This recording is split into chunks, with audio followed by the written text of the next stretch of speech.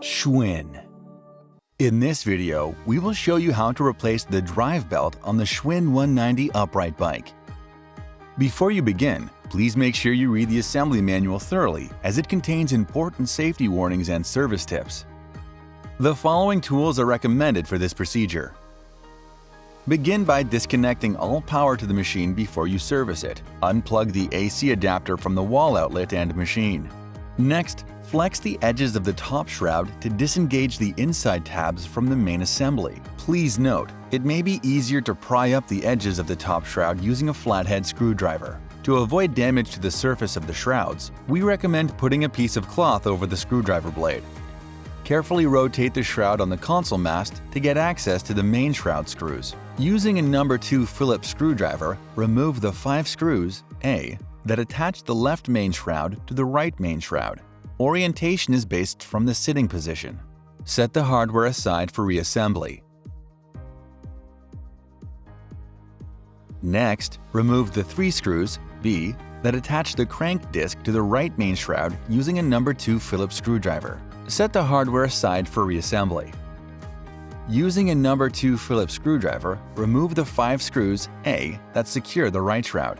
Remove the bottom screws first, and then the top screws. Please note, it is not necessary to remove the crank arm and crank disc in order to remove the shroud. After removing the screws, remove the right main shroud. Turn the crank arm to point toward the front of the bike. Then, carefully angle and remove the right main shroud. Set it aside for reassembly. Next, remove and set aside the bolt catch insert located at the base of the seat post. Before removing the old drive belt, take note how the belt wraps around the pulleys in its final position. First, loosen the tensioner spring in order to loosen the belt. Using the needle nose pliers, release the spring on the belt tensioner. Once the spring is loose, remove the old drive belt after noting how to properly route the new belt. Slowly turn the drive pulley backward and carefully ease the drive belt off the drive pulley to the outside.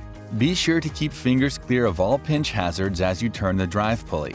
Be sure not to pinch or cut any cables. Remove the old drive belt and install the new one. Put the new drive belt in position on the flywheel pulley.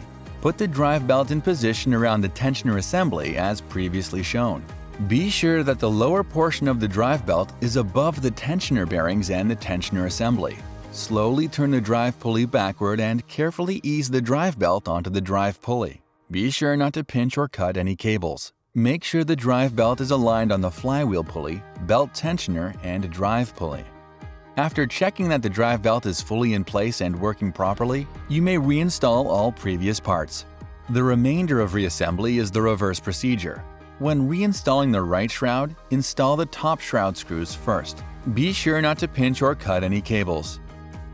Installation of the top shroud does not require the use of the screwdriver. Be sure the tabs in the top shroud snap into the main assembly. Congratulations! Replacing the drive belt is now complete. Inspect your machine to ensure that all hardware is tight and components are properly assembled. Do not use until the machine has been fully assembled and inspected for correct performance in accordance with the assembly manual. Brought to you by Schwinn.